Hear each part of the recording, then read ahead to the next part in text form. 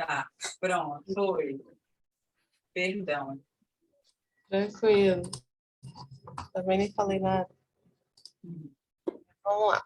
O capítulo Um Planeta Vivo. Eu vou fazendo a leitura, mas aí eu vou parar algumas partes que eu separei, mas se vocês quiserem parar antes, fiquem à vontade. Espíritas e ecologistas reconhecem a Terra como um complexo laboratório de experiências que, ao longo do tempo, tornaram a vida possível. As explicações sobre como esses fenômenos se resolvem diferem, mas também, neste caso, há pontos de convergência. A idade estimada do planeta Terra é de 4,5 bilhões de anos. É tanto tempo que simplesmente não conseguimos entender com clareza o que isso significa. Para facilitar a nossa compreensão, o ecologista norte-americano David Brower, se é assim que se fala, teve a maravilhosa ideia de comparar a idade da Terra ao tempo de uma semana. Eu até fiz um videozinho muito louco aqui. Vamos ver se vai dar certo. Passando muito rápido o que ele falou. Porque também não queria que o vídeo se prolongasse tanto. Então, foi a formação da Terra na segunda-feira, meia-noite, começou a se formar. Aí passou terça, passou quarta, e quarta ao meio-dia, vai chegar ainda, não tá? Tá na quarta, tá lá se formando ainda. E o David falou que quarta, aproximadamente em volta de 12 horas, começaram os primeiros seres vivos. Aí ele continua na verdade, a vida orgânica, né? Iniciou na Terra. Aí ele continua na quinta, na sexta, no sábado, desenvolvimento da Terra, também dessa vida orgânica, já habitando aí o planeta, alguns insetos, alguns animais marinhos, animais bem diferentes do que a gente conhece atualmente.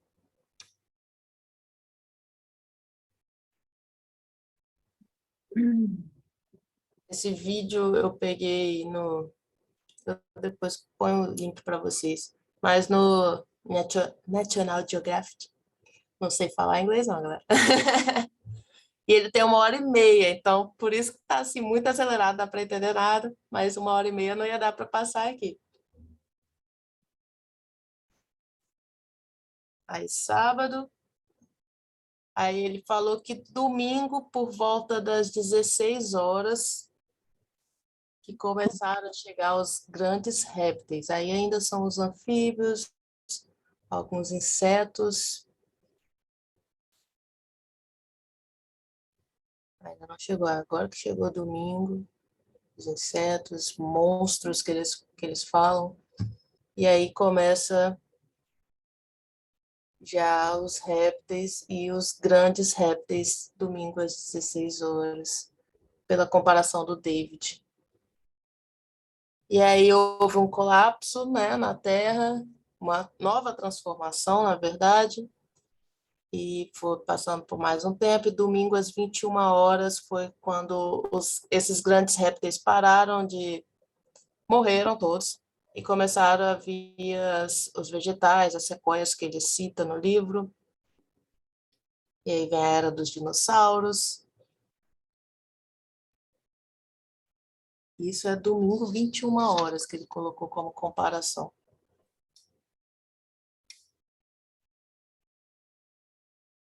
E aí acontece mais transformações no nosso planeta, separação das placas, junção das placas, aí criando mais animais, o monstro do Lago Ness. E aí o meteoro que acabou com os dinossauros, coitados.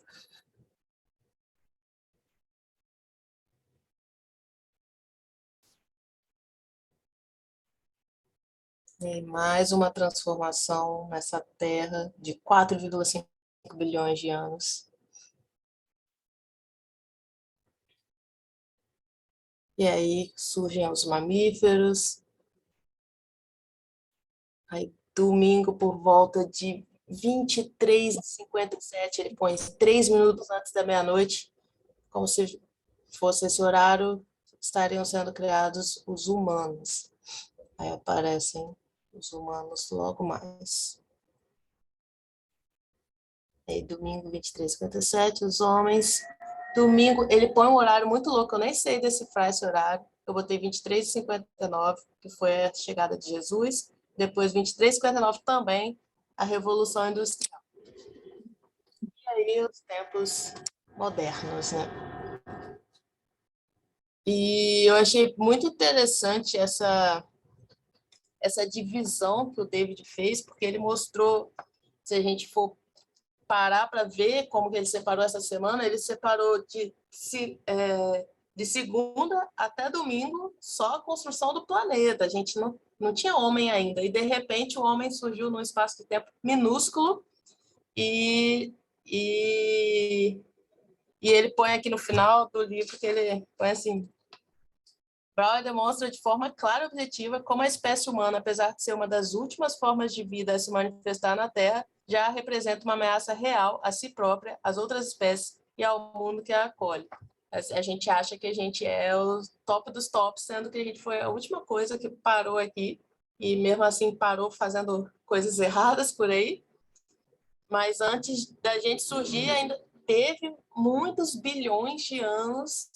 A Terra está sofrendo a transformação, está tendo seres habitando aqui, e eu achei muito interessante essa divisão do David, que ele colocou isso realmente de forma muito clara, muito objetiva, como pontuou o André, mostrando para a gente a nossa insignificância, praticamente, comparado a toda a história do planeta.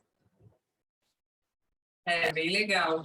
Lembrando que cada dia da semana representado aí equivale a mais ou menos 640 milhões de anos, né? Muito louco. Maravilhoso. Aí, o mundo que passou por profundas transformações ao longo de bilhões de anos para que pudesse oferecer as devidas condições físicas, químicas, biológicas e climáticas para que a vida, tal qual a conhecemos hoje, pudesse se manifestar. E aí ele vem citar agora a teoria de Gaia, né? Que foi uma hipótese criada por James Lovelock em 1979, fortemente fortalecida, desculpa, e fortalecida pelos estudos da bióloga norte-americana Lynn Margulis. E aí eu pesquisei um pouco mais sobre essa teoria, né? Gaia, por quê? Porque era realmente para simbolizar, relembrar, né, a deusa da terra pela mitologia grega, que Gaia era a deusa da terra e mãe de todos os seres vivos pela mitologia grega. E nessa hipótese, o planeta Terra é um imenso organismo vivo, capaz de obter energia para seu funcionamento, regular seu clima, temperatura, eliminar seus detritos e combater suas próprias doenças. Ou seja, assim como os outros seres vivos, um organismo capaz de se autorregular. Então, essa é a ideia que a teoria defende, né? E aqui o André também pontuou isso, que a hipótese de Gaia, segundo a qual a Terra se comportaria como um superorganismo vivo. E a primeira evidência disso seria o fato de que a temperatura média do planeta se manteve inalterada nos últimos 3,8 bilhões de anos, apesar da radiação solar projetada sobre o globo terrestre, neste período, ter aumentado entre 25% e 30%. Depois ele cita também sobre a salinidade e sobre a porcentagem de oxigênio, que é perfeita a porcentagem que ele cita aqui, que o oxigênio permaneceu 21%, e que se fosse abaixo de 15%, nada queimaria, a gente não conseguiria acender um palito de fósforo, né? E se fosse acima de 25%, tudo entraria em combustão instantaneamente. Então, tá ali, ó, 21%, porque é a porcentagem ideal que tem que existir. Uhum. Tudo, quando a gente começa a reparar essas coisas, a quantidade de sal nos oceanos, a quantidade da temperatura, a quantidade de oxigênio, é tudo tão milimetricamente calculado. Parece até que Deus fez tudo isso, né? Parece até que tem assim, uma causa muito superior a gente, que consegue fazer tudo realmente na perfeição. E é exatamente isso. Graças a Deus que tem Deus, né? Graças a Deus. Porque se fosse por a gente já teria esgotado tudo. Já Nada era. tá renovando, já estaria um caos. Aí ele começa a entrar falando sobre essas forças, né? Que forças estariam determinando essa capacidade do planeta ser do jeito que é? Gaia, a deusa da terra da mitologia grega, inspirou Lovelock a conceber sua teoria. Chamo Gaia de um sistema fisiológico porque parece dotada do objetivo inconsciente de regular o clima e a química em um estado confortável para a vida. Ao longo dos anos, Lovelock incorporou à teoria um novo conceito, o de que Gaia também abarcaria os seres vivos que vivem no planeta. Nesse sentido, estabeleceu um caminho diferente daquele preconizado por Darwin. Se fosse sabido à época que a vida e o ambiente estão tão conjugados, Darwin teria visto que a evolução não envolve apenas os organismos, mas toda a superfície do planeta. Nós, então, poderíamos ter enxergado a Terra como um sistema vivo. Teríamos sabido que não podemos poluir o ar ou usar a pele da Terra, seus oceanos e sistemas florestais, como uma mera fonte de produtos para nos alimentar e mobiliar nossas casas. Então, ele defende exatamente isso, né? Que a Terra é um sistema vivo e por isso que a gente deve cuidar e usar de forma consciente, né? Não só por mero capricho nosso. Se alguém quiser falar alguma coisa, tá, gente? Fica à vontade. Aí, continuando, vem o Espiritismo e isso, né? Os espíritas reconhecem os fenômenos inteligentes da Terra observados pelos ecologistas, mas atribuem a eles outras causas.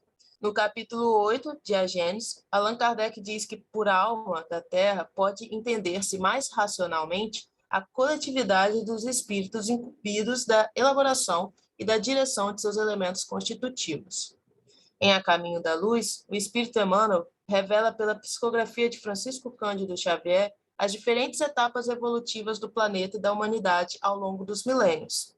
Informa que Jesus pertence à comunidade de espíritos puros e eleitos pelo Senhor Supremo do Universo, em cujas mãos se conservam as rédeas diretoras da vida de todas as coletividades planetárias. Então, para a gente, né, esse planeta vivo é comandado simplesmente por Jesus, né? Só ele que a gente tem aí fazendo. Ele, só ele não, né, gente? Botei só, mas ele está nas rédeas, como aqui bem falou, mas existem vários outros espíritos que ajudam aí para que tudo aconteça de forma consciente, equilibrada e esteja em perfeito estado. No caso específico da Terra, Jesus esteve à frente de exércitos de trabalhadores devotados para definir os regulamentos dos fenômenos físicos, os diferentes cenários da vida, a composição da atmosfera e outras coisas. Como a engenharia moderna que constrói um edifício prevendo os menores requisitos de sua finalidade, os artistas da espiritualidade edificavam o mundo das células, iniciando, nos dias primevos, a construção das formas organizadas e inteligentes dos séculos por vindouros. Ou seja, tudo friamente calculado. Uhum. Há uma parte do Livro dos Espíritos inteiramente consagrada à ação dos espíritos nos fenômenos da natureza. Lá informa-se que Deus não exerce ação direta sobre a matéria. Ele encontra agentes dedicados em todos os graus da escala dos mundos. Esses espíritos presidem aos fenômenos e os dirigem de acordo com as atribuições que têm. Dia virá em que recebereis a explicação de todos esses fenômenos e os compreendereis melhor. Aí aqui ele começa a falar sobre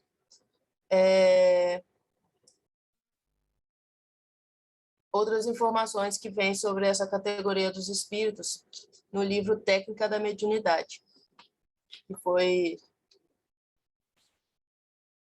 fala assim: espíritos... Não pulei, não. Espíritos elementais, ou dos elementos da natureza, divididos desde a antiguidade, de acordo com os elementos, gnomos da terra, ondinas da água, silfos do ar e salamandras do fogo. Outros ainda são citados: fadas, duendes, sátiros, faunos, silvanos, elfos, anões, etc.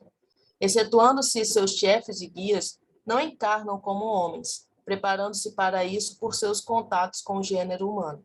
Embora possuam forças psíquicas, estas não se desenvolveram ainda como espíritos, individualidades, e por isso só possuem, como os animais, o raciocínio concreto, não utilizando ainda a palavra como meio de expressão de seus pensamentos. Manifestam-se muito nas sessões de Umbanda e Quimbanda, e podem obedecer a ordens de criaturas treinadas, boas ou más, para operar o bem ou o mal, que ainda não distingue. A responsabilidade, pois, recai toda sobre os que emitem as ordens. E a gente pode reparar que realmente, desde sempre, eu acho, existem esses elementos, né, que estão ligados à natureza. Pelo menos... Esses são os elementares? Elementais. Elementais, né? É que eu lembro que nosso lá tem uma descrição deles também. Uhum. Aí eu fiquei na dúvida. E vendo várias histórias, a gente encontra, não, nem sempre com os mesmos nomes, mas a gente sempre encontra um representantezinho de algum elemento. E que até no nosso folclore tem, né? Tem vários que ajuda aí a manter essa ordem da natureza. De uma forma ou de outra, espíritas e ecologistas reconhecem a existência de forças que atuam positivamente em defesa do planeta, da manutenção da vida e da biodiversidade. Reconhecem também as limitações desses agentes e o risco de desmancharmos o tabuleiro sobre o qual esses sistemas se mantêm estruturados. Seja a Gaia ou a ação dos elementais sob a tutela de inteligências superiores, esse sistema parece reagir a ameaças hostis, mas isso nem sempre nos favorece como espécie. Aí vem uma frase que eu achei maravilhosa. Deixa eu ver se eu inverti, na verdade. Em última instância, é bom lembrar que o planeta é muito mais resistente do que nós. Na verdade, não é o planeta que precisa ser salvo, mas nós. Aí eu lembrei até, eu gostei muito dessa frase. Na verdade, não é o planeta que precisa ser salvo, mas nós. E eu lembrei eu falei que eu inverti, né? O planeta é muito mais resistente do que nós. E aqui nessa frase eu lembrei dessa série, não sei se vocês assistiram. Na verdade, não é série, é um documentário. David Attenborough, não sei falar isso. E Nosso Planeta. Não sei se vocês assistiram, tá na Netflix. Isso não, vou procurar. Não conheço. Lá, Boa dica. conhecem? Lá, não sei, eu li essa frase, lembrei desse documentário. E lá mostra, eu não lembro agora o nome da cidade, mas foi uma cidade que aconteceu um acidente que deixou que as pessoas não podiam mais morar lá, por conta de que ficou tóxico o ar. Não estou lembrando nem o acidente, nem a cidade, incrível. E é famoso isso. Chernobyl, será? Isso foi químico, né? É Chernobyl, só que Chernobyl foi nuclear, no caso. Eu não lembro agora. Eu sei que ficou radioativo. Eu não lembro agora se é tóxico ou É radioativo. radioativo, tem Chernobyl, aquela em Goiânia também. Mas acho que é Chernobyl. Tem uma no Brasil, só que não fechou a cidade. Tem Chernobyl. Tem Chernobyl e... Não, Hiroshima e Nagasaki não é acidente. Acidente foi Chernobyl, na Rússia. Então, é Chernobyl mesmo. Que aí a cidade foi isolada, né? Está até hoje. Mandaram... tá até hoje. E exatamente, só que agora pode fazer visita, porque está diminuindo essa radioatividade no ar. E lá... Eu não quero visitar esse lugar. Mas Correr risco, né? ele filmou lá mostrando, tipo, o antes e depois, quando a galera morava lá, cheia de casa, não tinha nada, nenhum verde, era uma cidade, né? Uma cidade. E agora a natureza está retomando, porque não tem humanos. Então, no meio das casas tem um monte de árvores, os animais passam como se nada tivesse acontecendo. E por isso estão falando que estão pensando em voltar a habitar, porque tem vida lá, a natureza voltou para lá, né? Então é muito isso, o planeta é muito mais resistente do que a gente, né? Por isso que eu lembrei desse documentário quando Isso é eu li tão essa real, né, frase. bicho? Porque isso é tão real, porque muitas vezes. Eu acho que isso é um tapa até no nosso orgulho, né? Se for parar para pensar. E a gente fala, não, precisamos salvar o planeta, mas precisamos salvar o planeta do quê? Da gente. E ele precisa ser salvo? É muita pergunta, né? Porque se a gente fizer a pergunta no jeito certo, ele precisa ser salvo realmente, a gente percebe que somos nós que precisamos nos salvar para poder aprender a não destruir o planeta. Que querendo ou não, ele se recupera, ele se regenera, né? Esse caso de Chernobyl aí é a prova, assim, concreta. E eu acho que se a gente for inteligente o suficiente, sábio o suficiente, na verdade, a gente consegue finalmente começar a viver uma vida em mais harmonia com a natureza, né? O povo de lá pode começar a aprender a conviver com ela de uma maneira mais sadia, né? Então, acho que isso é um ponto interessante. Aí você me lembrou de uma outra referência, que eu lembro que tem um diálogo em Matrix, que é muito nesse sentido, que a inteligência artificial está falando com o Neo, sobre o que é o ser humano, né? E aí, na visão dele, que ele é uma das máquinas que queria destruir os humanos, né? Ele enxerga os humanos como vírus, com um comportamento associado ao vírus. Por quê? Ele se alimenta do hospedeiro, ele se multiplica em grande escala, ele fica mais forte, e meio que é uma relação que o vírus se beneficia mais do que o hospedeiro, por assim dizer. E eu acho que isso é uma reflexão perfeita para trazer no campo da sustentabilidade, né? Atualmente nós temos agido como vírus do planeta. Ele sempre viveu ali em uma relativa harmonia, por assim dizer, até os 3 minutos antes da outra segunda-feira em que a gente apareceu. Eu acho que esse é um ponto importante para a gente refletir, né? Como que nós impactamos e não sabemos, porque nós é que precisamos nos salvar, porque a Terra ela vai sobreviver. No momento certo, ela vai ser destruída e vai vir outros planetas existindo no universo, porque a criação é isso, né? Exatamente. A gente fez exatamente aquele ditado, né? Chegamos aos 45 do segundo tempo, sentamos na janela, que entramos no trem lotado, escolhemos a janela para dar um tchauzinho ainda, para falar, opa, deixar a nossa marca. Verdade, é isso mesmo. E aí ele vem com duas reflexões que eu também achei maravilhosas, mas antes deixa eu me achar aqui. A Terra é capaz de suportar grandes cataclismos, como já o fez tantas e tantas vezes, e seguir em frente. Nos cenários mais sombrios de devastação, uma hecatombe nuclear, por exemplo, num ambiente hipoteticamente sem luz solar durante décadas ou séculos, sem água potável, sem ar respirável, ainda assim haveria formas de vida ultra-resistentes no mundo microscópico, bactérias principalmente, capazes de resistir a tudo isso e reconfigurar a teia da vida nos próximos milênios. E nesse documentário ele mostra exatamente isso. Uma simulação de que se a gente destruísse tudo e destruísse a Terra assim por completo, o que aconteceria? Os humanos morreriam e depois com o tempo ele vai falando assim, com tanto tempo surgiria isso de volta, porque a Terra iria conseguir recolocar esse elemento na sua superfície, já que não tem mais o homem atrapalhando. E aí viria os micro-organismos, aí forma o planeta todo de novo só porque tirou a gente. Aí eu, caramba, realmente somos o vírus do planeta, mas tudo bem. Vírus é a pior espécie a gente é para esse planeta. Nossa.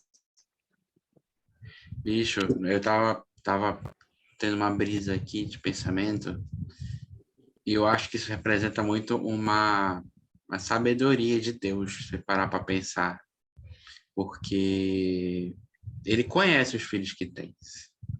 Ele conhece o processo evolutivo. Quando a gente nasceu, né? E aí eu nunca esqueço do que Daniel falou no estudo que ele ouviu do Luiz Guilherme, que fizeram, né? Para tentar entender qual a idade dos espíritos que encarnados aqui agora. A nossa, mais ou menos, o cálculo que eles conseguiram chegar é trilhões de anos, nós, espíritos, como espíritos, sem contar o antecessor de ser, antes de sermos individualidades. Então, quando nesses trilhões de anos nós somos espíritos, Deus já era Deus há muito tempo. Então, naturalmente, ele conhecia os filhos que ele iria criar, que ele criou, e continua criando, né? Porque pai é assim, né? Pai e mãe, que Deus é. E aí, eu acho que isso é uma das coisas que ele fez, assim, como limites da própria humanidade. Olha, vamos chegar a um nível de destruição tal. E se eles se destruírem? O planeta regenera. Ponto. É meio que uma válvula de segurança, né? Se chegar a um limite tão absurdo, recomeça. O espírito não morre mesmo, né? O corpo é destruído. E aí é meio trágico, mas ao mesmo tempo muito bonito pensar isso, porque ele planejou tudo certinho para a vida e para o recomeço da vida. Então, acho que esse é um ponto importantíssimo de refletir, né? Por que que o planeta é mais resistente e é capaz de se sobreviver, né? Autorregular, como nós, né? É muito mostrando também a superioridade da criação divina, né? Que nós, meros mortais e mortais, vamos destruir a criação divina e vai ficar por isso mesmo. Não, calma, não é assim, cara. Tem um botãozinho ali de restart que você nem tá sabendo, mas tem. E Resolve ainda tudo. tem o fator de misericórdia e amor, né? Porque a gente destrói só o corpo, o espírito é indestrutível. Por mais que a gente se Exatamente. esforce para destruir, né? Muitas vezes. Mortais, porém imortais. É, exato. E também eu falo que eu não consigo não acreditar em Deus, né? Mas é por conta desses números também, que os números me impressionam bastante. Não é à toa que eu sou de exatas. Essas porcentagens. Peraí, né? À toa o quê? Não é à toa que eu sou de exatas, né? Que eu gosto de números. Entendi. Mas quando eu vejo essas porcentagens de estar tudo sempre milimetricamente calculado, se fosse um pouco mais, um pouco menos, a gente não sobreviveria. Isso também está ligado ao Criador conhecer realmente suas criaturas, porque a Terra é assim, porque nós, habitantes da Terra, precisamos disso. Porém, em outro planeta, é diferente. Os números são diferentes. Por quê? Porque os habitantes de lá precisam de outras coisas. Então, é o tanto que ele nos conhece realmente. Sabe exatamente o que a gente precisa. É tudo muito, muito perfeito, pelo amor de Deus. Pelo Não é? amor de Deus, exatamente.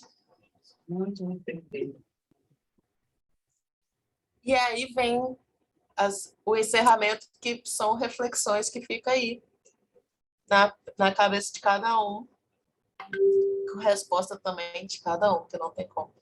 A questão que se coloca diante de nós é se um planeta com esse nível de degradação, até o ponto de continuar existindo, mas sem a presença humana, é o que queremos deixar como legado da nossa passagem aqui. Aí ele pega até um pouquinho no nosso orgulho, né? Será que a gente quer deixar o planeta sem humanidade, sem os humanos, cara? A gente vai ser capaz disso? Será que é isso que a gente quer? E se não é isso? Na verdade, é isso que a gente está fazendo, né? A gente não quer, mas a gente nem sabe, a gente acha que não está fazendo, que não está destruindo ainda. A gente como é que eu vou dizer? Não é ingenuidade, é mesmo, tô nem aí, né? Sim. Tá todo mundo fazendo isso, estamos indo junto com a boiada, né? Estamos caminhando tudo no mesmo caminho, sem olhar muito em volta, e é isso. E aí vem a questão final. E se não é esse cenário que desejamos, estaríamos fazendo o suficiente para evitar o pior? Ele põe o pior, eu botei isso. Né?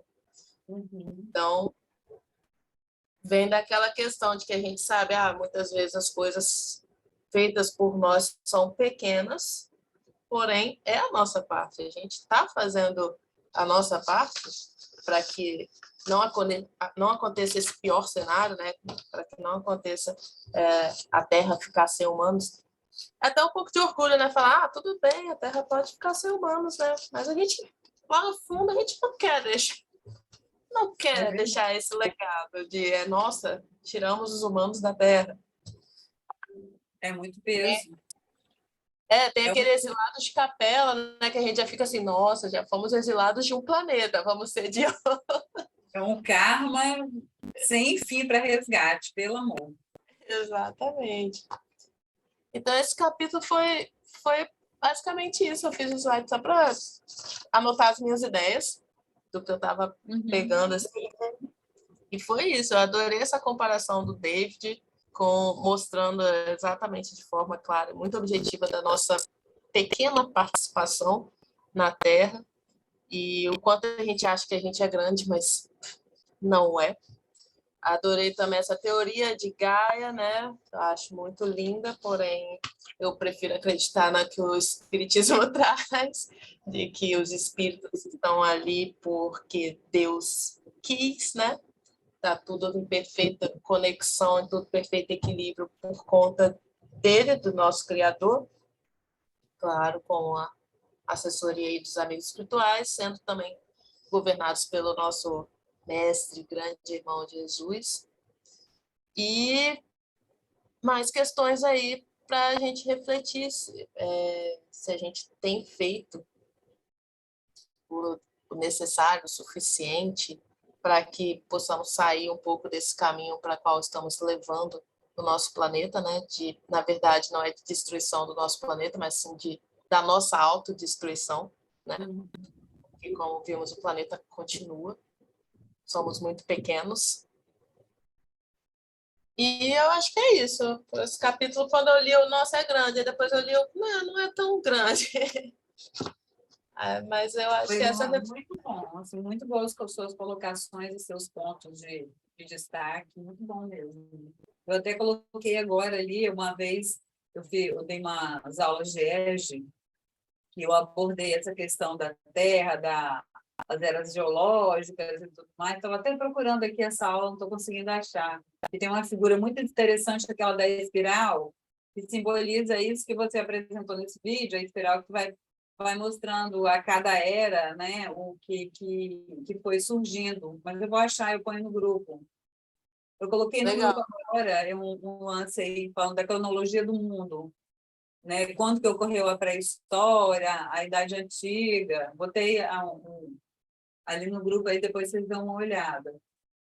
Mas foi muito bem apresentado e aqui tem pontos muito sagazes, assim, destacados, né, de destaque. E é mais um reforço aí na nossa cabeça, do que a gente pode fazer, meu Deus, o que eu tenho que fazer, o que eu posso fazer, além dos nossos estudos, né, vai motivando a gente cada vez mais para a gente construir alguma coisa a qual esse estudo está nos levando, né?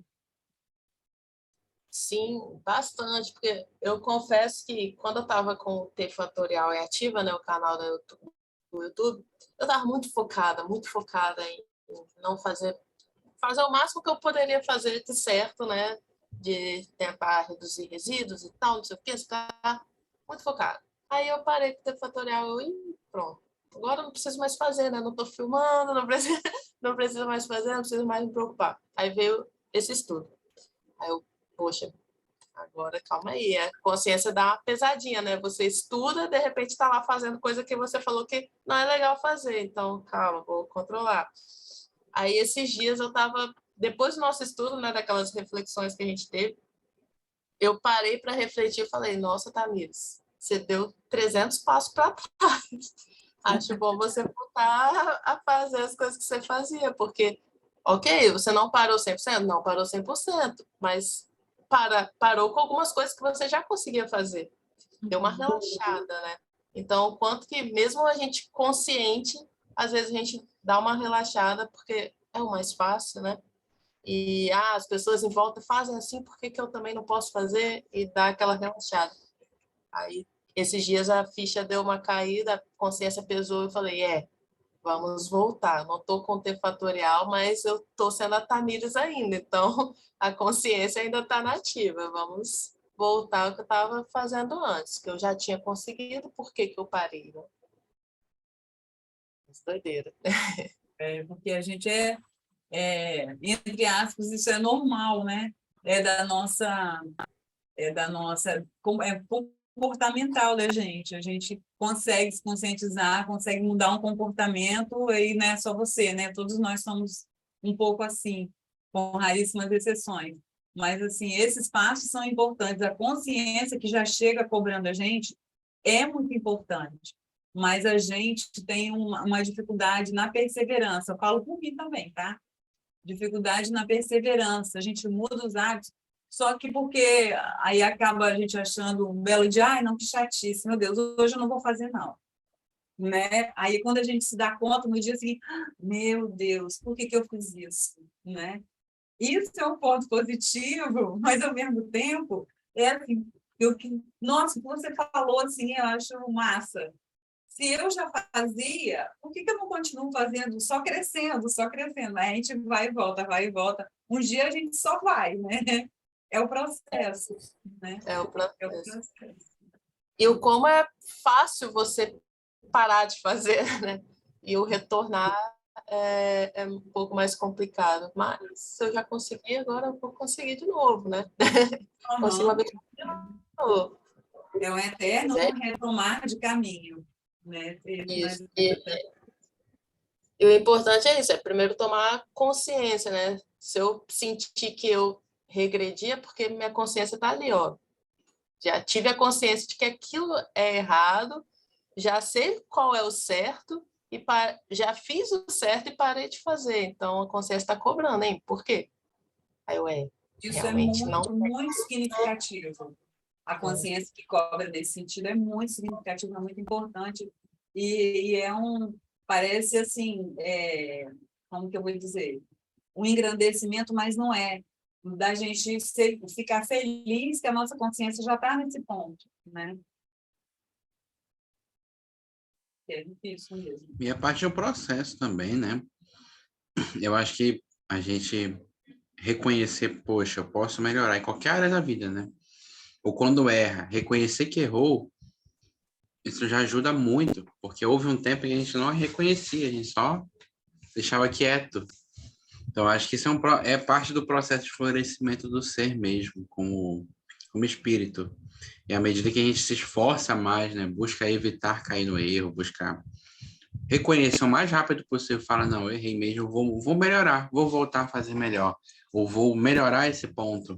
Acho que isso é um ótimo exercício, trabalhoso, mas, enfim, é tudo um processo, né? Eu sempre falo isso, é tudo um processo. A gente pode adiantar o processo se a gente tiver a vontade direcionada para isso.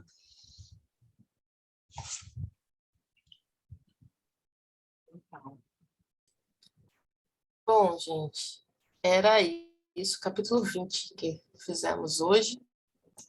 E se ninguém mais tiver nenhuma colocação, a gente pode encerrar a gravação. Ai. Ok. Tchau, tchau. Povo na gravação.